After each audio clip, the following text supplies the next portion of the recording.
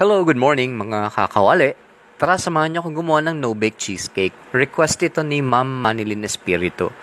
So, eto yung mga kailangan natin. May description naman. Medyo mabilis lang yung video. Siyempre, kailangan natin ng base. Crust yan, melted butter, tsaka crushed graham nga. And then, ayan, i-mix lang natin yung cream cheese, condensed milk, or granulated sugar pwede. And then, ayan, kailangan din natin ng cream or heavy cream.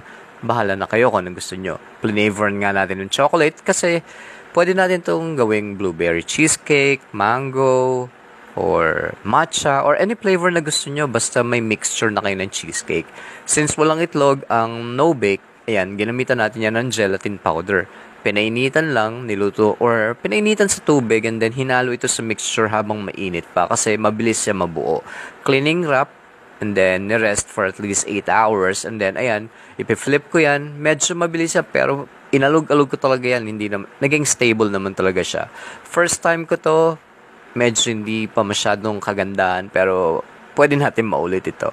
So ayan, Ma'am Manilyn, sana nagustuhan nyo ang no-bake cheesecake na ito. Salamat sa interaction. Kung kayo guys may gusto kayong makita kung paano i-bake sa kawali or anything, just comment down below.